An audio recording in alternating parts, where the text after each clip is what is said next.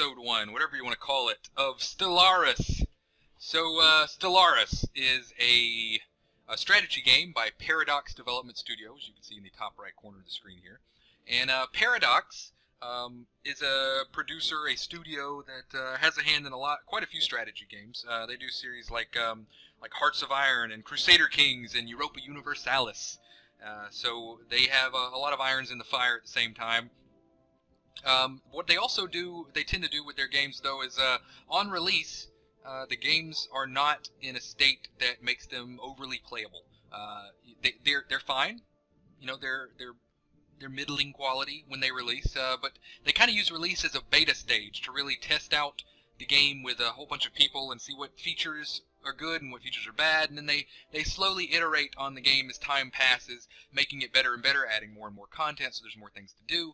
And that was certainly the case when Stellaris when it came out. That was the case with Hearts of Iron 4 when it came out. That was the case with Europa Universalis 4 when it came out. They have done this for a long time, and it's probably what they will always do because they seem to make a lot of money on these games. Not only the sales, but also they do a lot of paid DLC. Some people like that, some people don't. Leave that up to your own opinion. So anyway, when Stellaris first released, it was a little light on content and on playability. There were a lot of bugs, a lot of features that people wanted to see changed.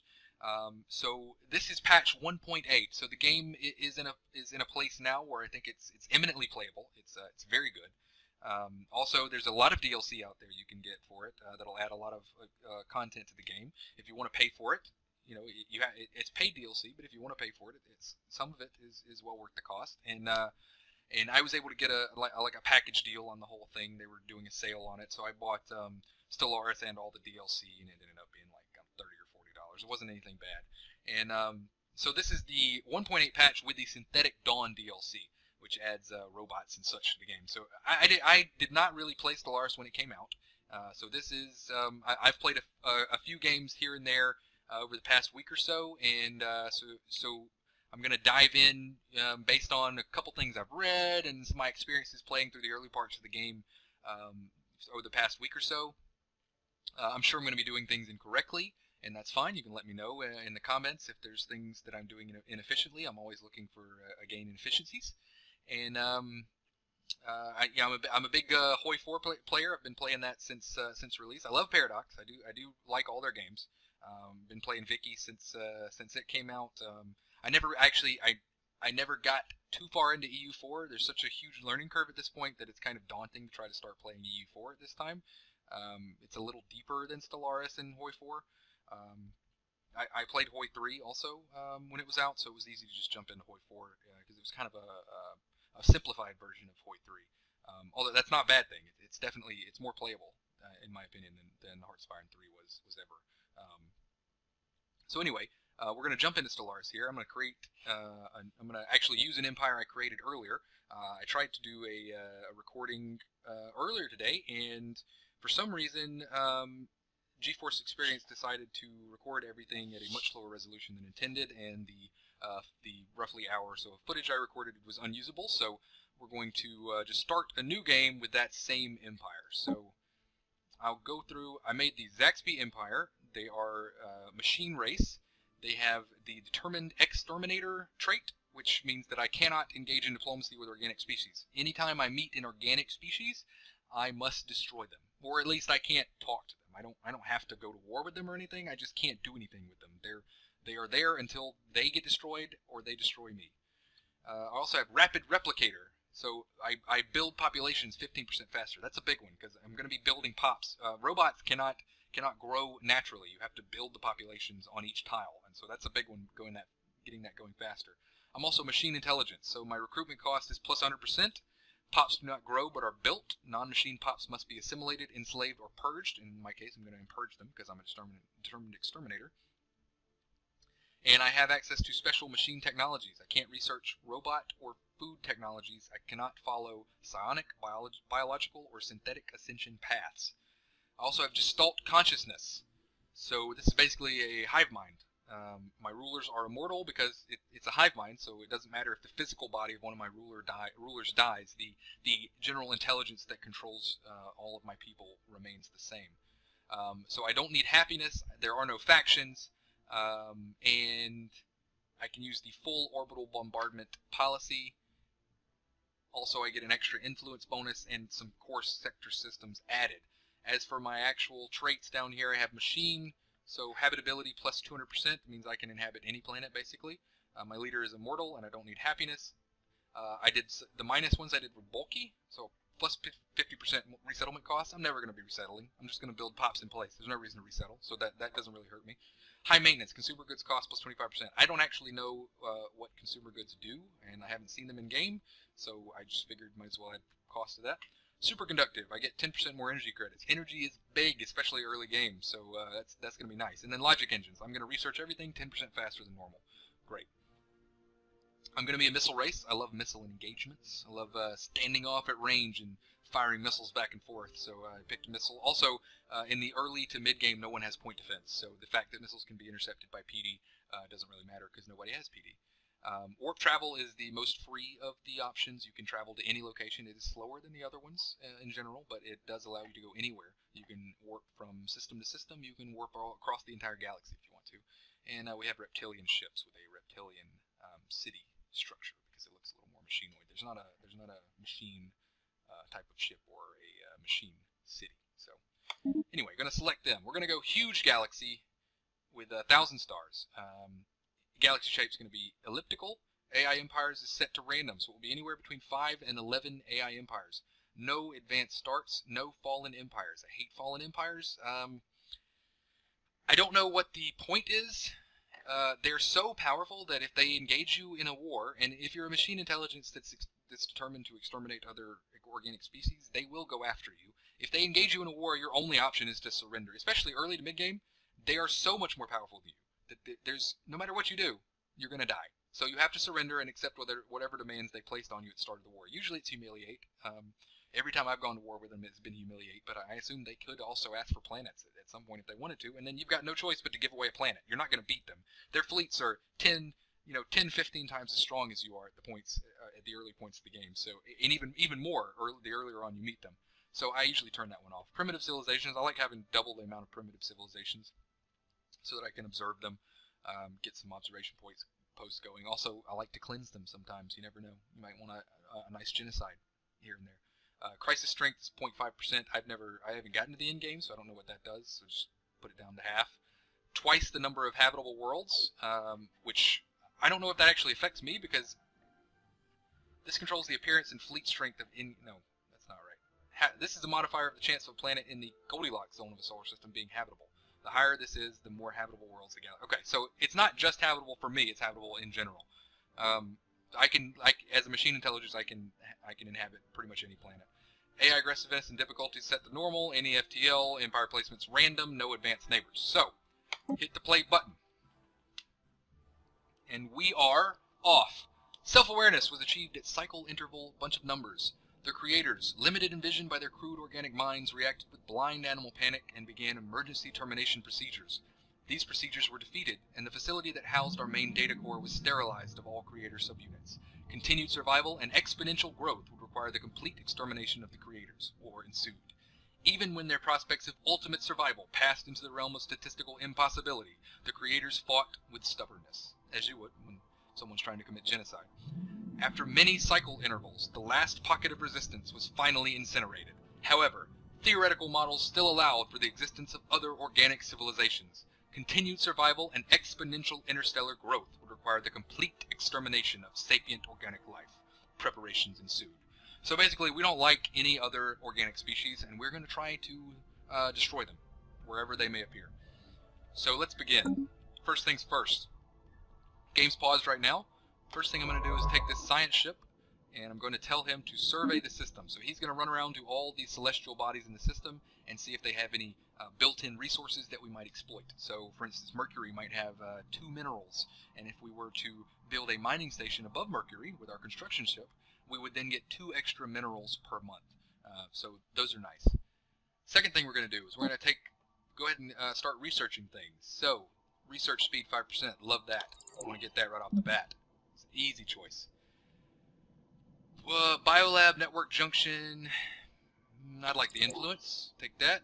And let's see. Ion thruster, engineering facility, or nano composite armor. Well, this is kind of a crappy start. I was really hoping on some shields would be available right at the start. Well, shoot. Okay. Well, that's not that bad. So I'll take ion thruster. What's the engineering facility do? No, that's another research station. Okay. Yeah, I'll take ion thrusters right off the start. That's fine. I'm not a huge fan of armor. I like shields. Next, I'm going to send my military fleet out in all directions. I'm going to have him see if there's anyone creeping around relatively near us. Any alien species near us that we need to think about destroying right off the bat. Next, we're going to go to the ship designer, because the designs leave something to be desired. What I'm going to do here, if you notice, in the Corvette, which is our starting military ship, we have +2 power. So what I can do, you can click auto upgrade components to a higher level when they are unlocked. So basically what that does is if you leave that checked, anytime I unlock something higher level than the component that's in its place, the AI, the computer, will automatically replace those for me. So if I unlock level 2 missiles, it'll go ahead and replace all those level 1 missiles. Barring that you must have the power available on the ship to replace them, though, and higher level modules generally require more power. So the problem here is that the computer will not add modules in order to make up the power difference. Even though I have 3 open slots for fusion reactors, or shields, or whatever, the AI will not add a fusion reactor in order to upgrade other modules. So if I were to unlock the level 2 missiles, it would not equip them because I don't have enough power. So what I do is I come in here to most of these designs and I add an extra reactor to make sure, and it does, obviously, it's going to increase the cost. You can see it's 100 right now. If I add a fission reactor, it's 5 extra minerals. But it will ensure that the AI will auto-upgrade these for me, these designs for me, which is a big help. I don't have to micromanage that and remember to come back and upgrade them every time I research something new.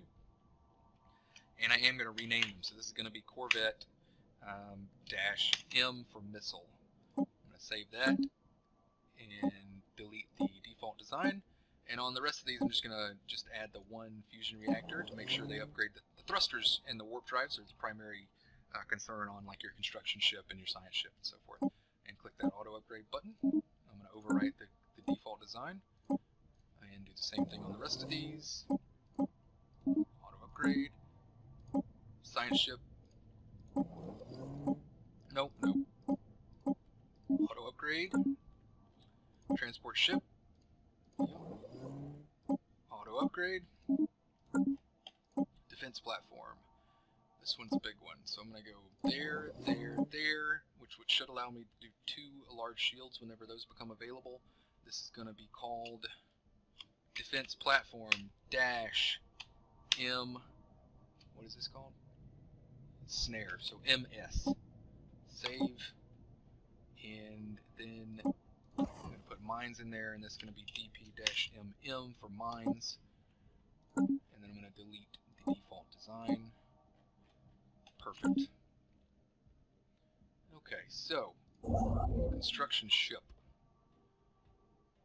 There's nothing to construct right now.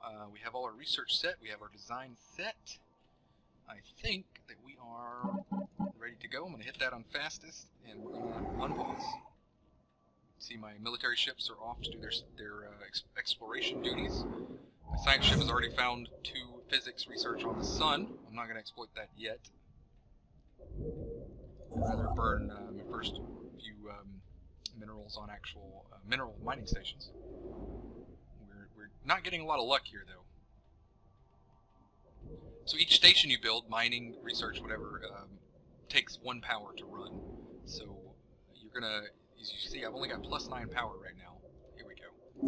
I'm just gonna rectify that by building a mining station on Jupiter. So this construction ship is going to run over here to Jupiter, and he's going to build a mining station, which is going to exploit the power resources that are built into Jupiter. And then I'm going to have him run over here and build one on Pallas to get those 2 minerals that are there. And after that, he's going to come over to Uranus. We have found an anomaly. An anomaly. From time to time, our science I ships know. have found an anomaly. Oh my god, how many people are going to tell me that? So occasionally your science ship will find anomalies on planets, and you have the option, if your science skill is high enough, of researching them and it tells you the level of the anomaly and the failure risk of the anomaly. So there is 0% chance of this failing. If the failure risk, if the anomaly research fails, you can, it could be a number of things that could happen. You could just not get anything from it. You could get a reduced reward from the anomaly research, or your scientist and his ship could die. So, but I always research anomalies. So I'm going to go ahead and hit research on that. He's going to turn around and go back there. The nice thing about that is if you hit the research button on that anomaly thing... Surveyed worlds, sometimes... I know! Instead of right-clicking and doing it manually, he'll continue on whatever he was doing before. So, this is saying that Mars can be terraformed at a later date to be colonized once we get that technology, so thank you. And I've played the Sol... build a mining station there. I played the Sol solar system several times, and I always get that on Mars. So I think that's just a built-in property of Mars. Okay, our scientist has gained a level. That's good.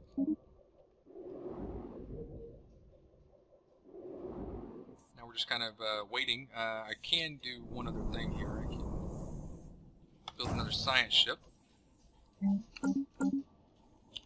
See, so this red is our border range, and some of the stars may be above or below the plane in which we sit, but you can tell if they're in the borders by the little pentagon. 1, 2, 3, 4, 5, 6. 1, 2, 3, 4, 5, 6. That's not a pentagon. That's a sextagon. I don't know. Anyway, you can tell if they're in your borders by this little shape here that's either red in the case of Alpha Centauri, which means it is in our border range, or it's gray in the case of Procyon, which means it's not in our borders. So we can't build anything in here without building either a colony or a frontier outpost to expand our border range in that direction. But a second science ship can come out here and survey these, which will allow us to build things on there if they're or in those systems if there are explorable. We have surveyed the system. So this has now been surveyed. So this guy is going to go right. So I'm going to have you survey here, here, here, here, here, no, here, here, here, here, and here. Perfect. Our construction is... We should continue our exploration. Shut up. Alright, so your science ships spawn with no scientist assigned, so I'm going to go ahead and look at that.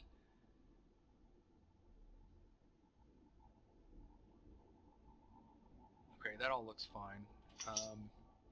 This guy, leader experience gain, that's fine too. I'm going to recruit a new one. What do we have here? Research speed, anomaly fail risk, and research speed. So I'm going to take the anomaly fail risk guy, assign him to this science ship, and now he is going to come and he's going to survey here, here, here, here, here, here, and here. Yeah, that's fine. I'll fix it there. Alright, we're well on our way here. What do you have left? Alright, so I'm going to need you to build one on Saturn next. And then we'll do Neptune after that. And then we'll do the Sun last, unless there's some mining stations. Intriguing.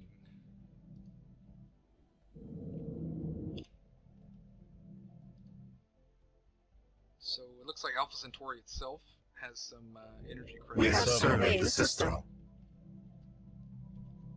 That was quick. I'm kind of hopeful there's no alien races within... We have found an anomaly. Okay.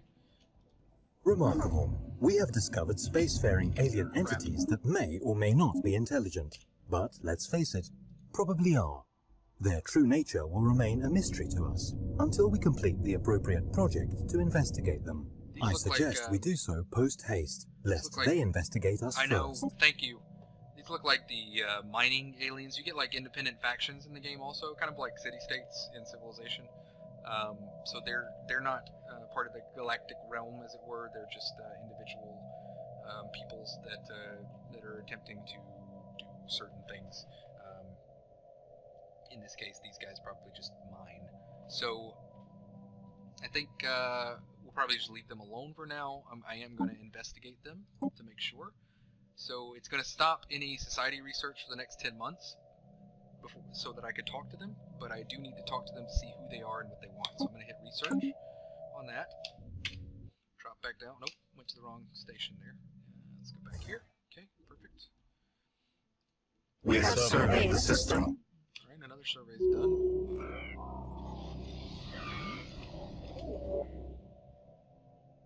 In limbo. Skill 3 or higher. Okay, can't do that yet. That's fine.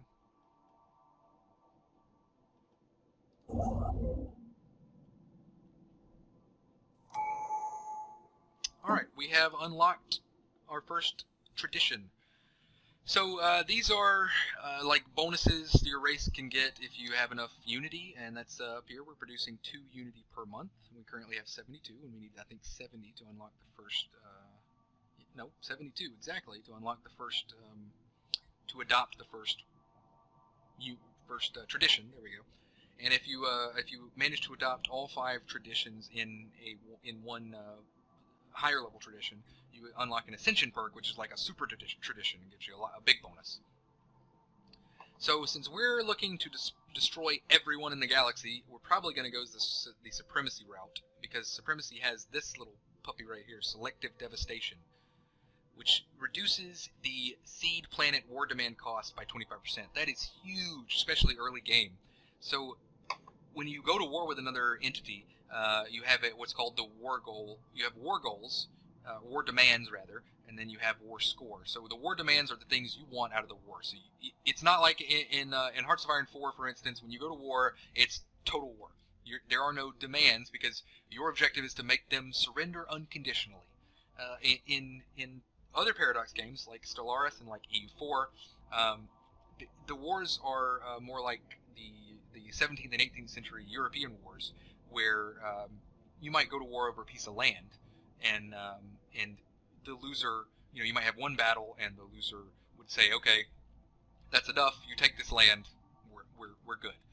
So in Stellaris, you can do that somewhat. You can say, I want you to cede this planet to me, only that planet. You might have 3 or 4 planets, and you say, I only want that one, and if I beat you enough, you give me that planet. So you might attack their fleet and win, and that might give you 18% war score, which might be enough to take 1 planet. And if you can reduce the war demand of the seed planet war goals by 25%, you're going from needing, in order to wipe out another civilization, you might need 90-something war score, which is a lot, which means you basically need to invade every planet they own.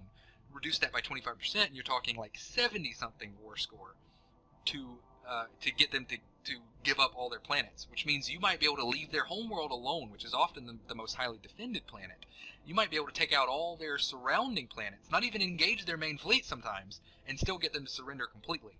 So that's a big one. That's a huge help, and we're going to adopt supremacy. We're not going to be able to adopt any of the actual ideas yet, because we're going to need some more unity for that. We're going to adopt supremacy ideal, which when we adopt it, it also gives us 20% border range, which is huge also. And if we adopt all supremacy traditions, we get 15% fire rate, and we get the 1 ascension perk slot. So I'm going to hit yes on that, and you'll notice our border range should have, yep, there it goes. So now we actually have Sirius, Procyon, and the Lusage black hole all within our borders, which is great. It's a big plus. We have found an anomaly. Go ahead and research that. I'm going to build a research station on the sun.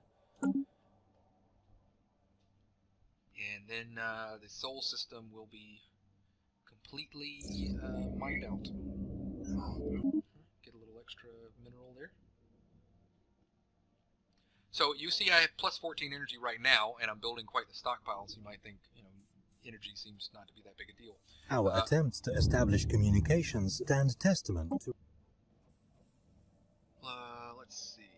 Military drone, mining drone analysis event, or establish a listening post. Our situation log is updated. To analyze them.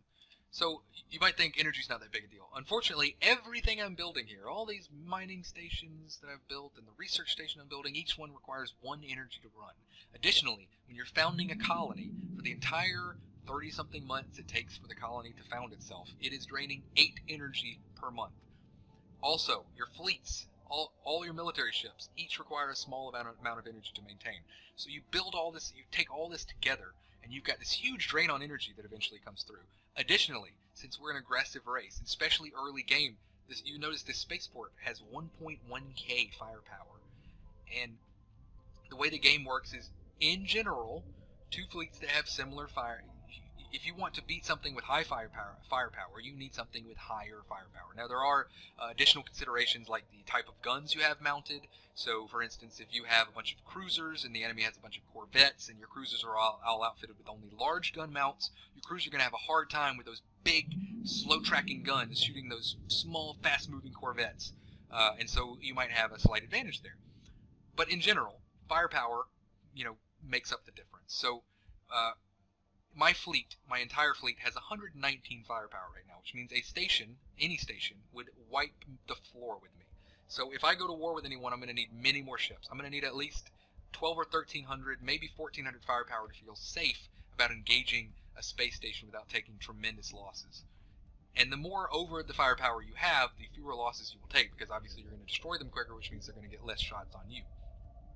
So, that being said, I have a naval limit of 15 ships, so I have 3 out of 15 right now. If I go above that naval capacity, as you can see in the tooltip, will cause your ships to have an increased maintenance cost. So, and it seems to rise the more you go over. So eventually you'll be having so much negative energy cost that from your fleet that you'll go into the negative energy production and then you'll start losing energy. If your energy hits 0, everything turns off. All your production goes to 0. So then you can't build anything to fix it, and then you're screwed. So you don't want to do that. So energy is very important. We have surveyed the system. Okay, Procyon is nice. Oh, Alpha Centauri is very nice. Technology conceived. Okay, we completed ion thrusters, so let's... Our new research station is online, and our construction is complete. I don't need spaceport level 2 just yet. Fusion missiles would be nice, though. I'm gonna go for that.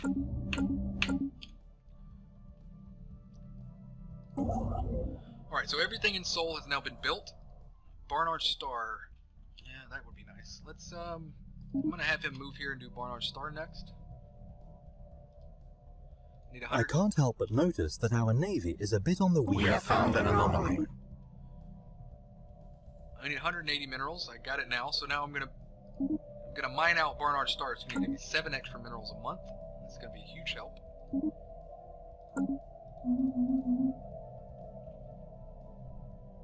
What about Sirius? Sirius showed 5. Okay, so nothing. Hostile swarm engaged. Whoa, whoa, whoa! Ah, shit. Okay, so we have accidentally engaged a fleet from the mineral extraction operation. They have destroyers, so ancient mining drone, ancient combat drone. It's not good. It's not good at all. They're gonna wipe the floor. Our swarm is lost. We have found an anomaly. We managed to destroy one of their ships, and they destroyed our entire fleet. So that's not great, but it's fine. We can rebuild those 3 ships, no problem. We're not going to do it right now because we don't need them. But great work. The stars. We have surveyed the system. An abandoned life pod, so we get 60 extra research. That's good. We should now be ready to extend our great civilization to a second world. Now that we have explored... We have surveyed the system. I know what I'm doing. I hate that guy so much. Let's take a look at these worlds that are habitable, though. So we're a machine intelligence, meaning we can inhabit any world type. Done with the 5% research speed. Synchronized defenses is nice to get your stations more powerful, but I want that power plant level 2. I want that now. So, let's see. It might be time to get a second construction ship. I think that's probably a good call.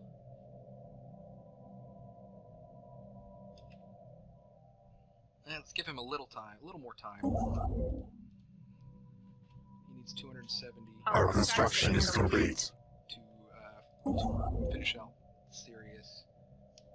Well, let's look at these planets while we're sitting here. Alright, so basically, when you colonize a planet, you select one tile in which your deployment post is going to drop down, and your civilization is going to spread from there. And that deployment post gives adjacency bonuses to everything, every tile around it, up, down, left, and right, not diagonally. So those adjacency bonuses increase the production of those tiles. So you want to land it somewhere where it's adjacent, and it only does it for minerals, power, and food. We don't care about food. So we want to land it somewhere where it is going to increase production of minerals and power. So this would be a good spot because you're going to get adjacency on all three of these power tiles. Kind of a waste on the physics tile, and we can't even clear that blocker anyway, so we can't put any buildings there. Let's see about Barnard's Star. No, that one's crappy. Not going to go there. Alpha Centauri?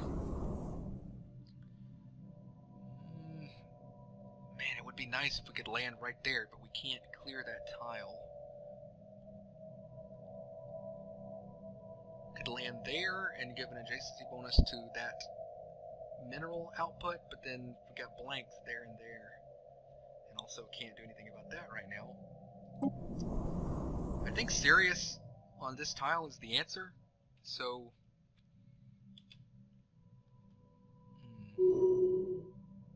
I guess I need to wait. We have surveyed the system. Yeah. Technology conceived. Let's just wait and do our colony first. So we get the monthly influence gain, that's good. We want that border range for sure. Extend our borders out.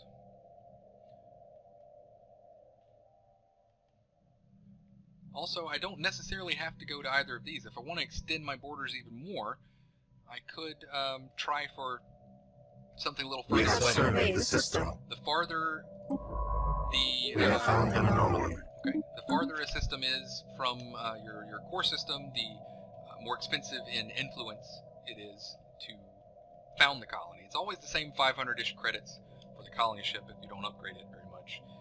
But that influence cost increases or decreases depending on how far from your current borders, I guess, or core colony the new colony is to be established. So all tile blockers. Wow, look at that.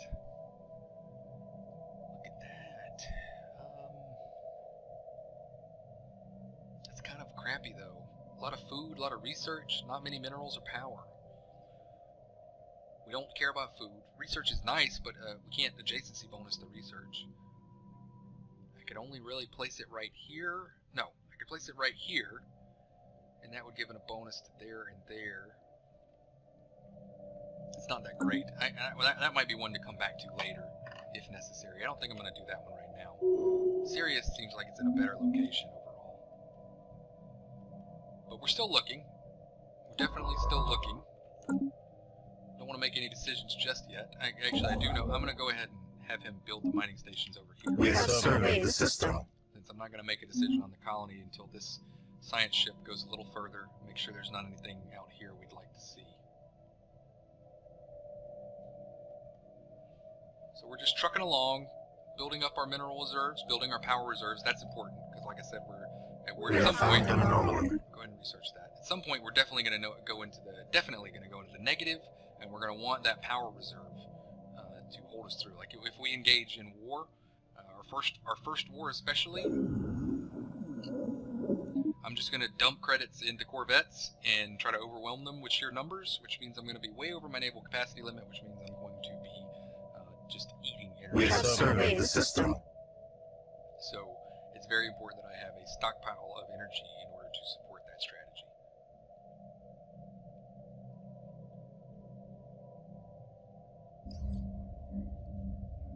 Yep, sure. Give us an extra 3 mineral. I like that.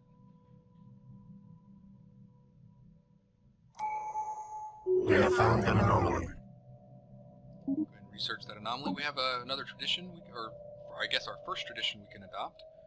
So I'm going to go ahead and ship build speed is really nice, naval capacity is really nice, but if we do get into an early war before we get the next tradition, I'd really like to have that seed war planet or gold cost brought down. So we got 60 months before we gen enough unity to get another tradition, and we could get into a war in that time. You never know.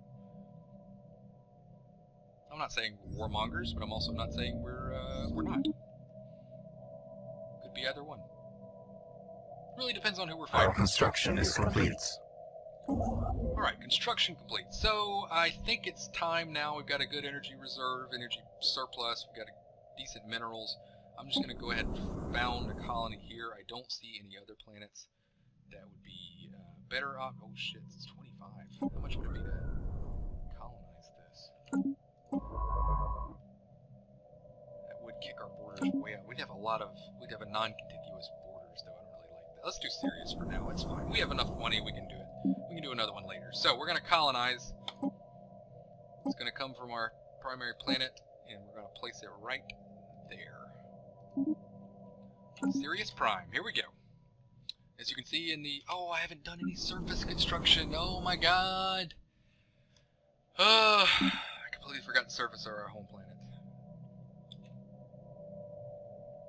What a waste. Okay. Well. Alright. I need to build pops. Start building pops now. Like I said, machines can't grow, so they won't... We have found an anomaly. They won't naturally grow into empty tiles. You have to build them manually. Oh man, that is annoying. I can't believe I forgot to do that. Alright, so I'm gonna clear there, clear there.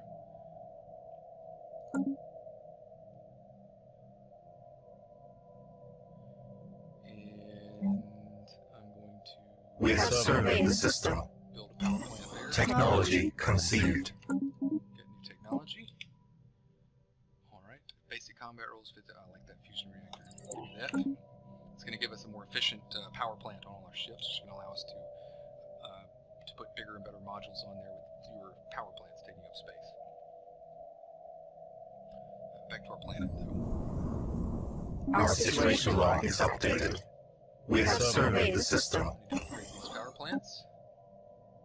The colonists have all been transferred to the new colony ship. Our construction is complete. We have a colony ship, and we have found I know that. So the colony ship is on the way, and there she is. She's on her way to Sirius 3, which is going to become Sirius Prime. She's going to kind of beam her colonists. Congratulations on having colonized a new world. Our colonists are now in the process of building their first settlement, but it will take time for them to become self-sufficient. Shut up! 8 energy.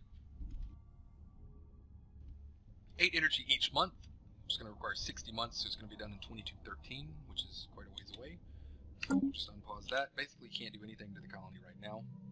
It will slowly increase our borders over in this direction, though, so that's nice.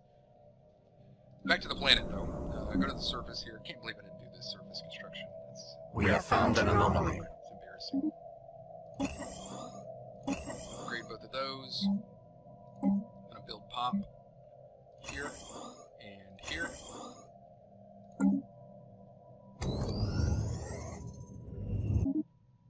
Technology conceived. So we got more research. Oh, fusion missiles are done. That's nice. That's very nice. Go ahead and grab the engineering facility. Now if we go to my ship designer...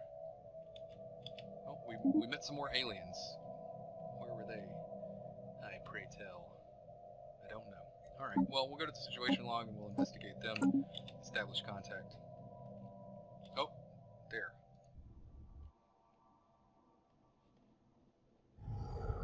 Okay, these are just the void guys. These are like neutrals. They just kind of float around in space. You don't have to do anything to them, and they don't constitute an empire or anything, so we don't have to deal with them at all. We have surveyed the system. Oh, that's a nice world right there. A lot of blockers, a lot of tile blockers, but a lot of space once we learn how to clear those tile blockers. 23 spots is pretty nice. We have surveyed the system. Okay, I think I'm going to cut it there. Thanks for watching. We're going to be back episode 2 very shortly. So like, comment, subscribe. If you didn't like, then don't like, and you can still comment though and tell me what I did wrong, what you'd like to see. You can still subscribe to see if I do change what you suggested in the future. You can thumbs up, thumbs down, whatever you want to do. I have plenty of time to respond to comments because my comments currently are between 0 and 1 per video. So plenty of time to respond to all comments. And like I said, thanks for watching, and we'll talk to you next time. Bye-bye.